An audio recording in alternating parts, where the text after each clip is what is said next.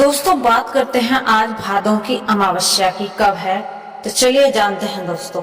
इस साल भादों की अमावस्या 2 दिन यानी कि 22 और 23 अगस्त को दोस्तों हो रही है। अमावस्या तिथि की शुरुआत 22 अगस्त की सुबह करीब 11:35 पर होगी और तिथि 23 की सुबह 11 बजे तक ही रहेगी। तो दोस्तों पितरों के लिए धूप ध्यान 22 तारीख की दोपहर में करेंगे तो श्रेष्ठ रहेगा, क्योंकि दोपहर करीब 12 बजे के समय को जो है कुतप काल रहने वाला है और इसको कहते हैं इस समय में ही पितरों के लिए धूप ध्यान श्राद्ध तर्पण पिंडदान करना शुभ रहता है। 23 की सुबह अमावस्या तिथि और उससे पहले 11 बजे ही खत्म हो जाएगी। इस दिन नदी स्नान और अमावस्या से जुड़े अन्य शुभ काम किए जा सकते हैं। 23 तारीख को शनिवार है और जब शनिवार को अमावस्या तिथि आती है तो इसे शनिश्चरी अमावस्या भी कहा जाता है।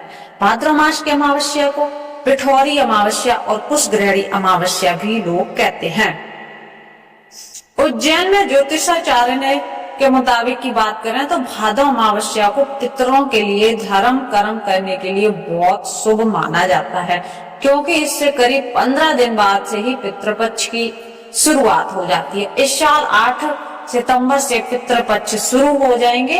इससे पहले 7 सितंबर को पूर्णिमा से जुड़े श्राद्ध के कर्म किए जाएंगे। अब जानते हैं भादो अमावस्या पर पितरों से जुड़े धर्म कर्म कैसे कर सकते हैं। तो शास्त्रों में दोस्तों लिखा है पितृ तर्पणम यज्ञ रत्नम और पुण्य कर्मणा शाश्वतम या कुर्यात् पितृ भावत्या शातम मृत्यु भयम न हन्यात्।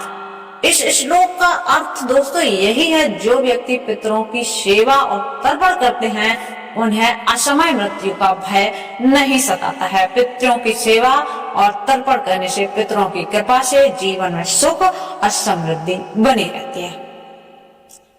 तो आप कैसे कर सकते हैं पितरों का धूप और ध्यान, चलिए जानते हैं।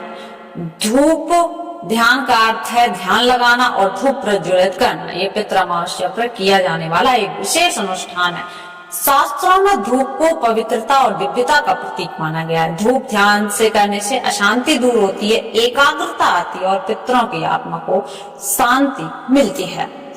ध्यान करने से अपने पूर्वजों के प्रति श्रद्धा और प्रेम की भावना बनी रहती है। अमावस्या की दोपहर में गाय के गोबर से बने कंडे लगाएं और अब जब कंडों में धुआं निकलना बंद हो जाए तब अंगारों पर गुड़ घी अर्पित करें। इस दौरान पितरों का ध्यान करते हुए हैं गुड़ घी के साथ ही खीर पूरी भी अर्पित कर सकते हैं। इसके बाद हथेली में जल लें और अंगूठे की ओर से पितरों को चढ़ाएं। पितरों को जल चढ़ाने को ही तर्पण कहा जाता है। शांति मंत्र करें, ओम शांति शांति शांति। पितृदेव का मंत्र ओम पितृदेवभ्यो नमः का जप करें। और शास्त्रों में कहा गया है कि धूप ध्यान से पितृ प्रसन्न होते हैं और अपने वंशजों को आशीर्वाद देते हैं।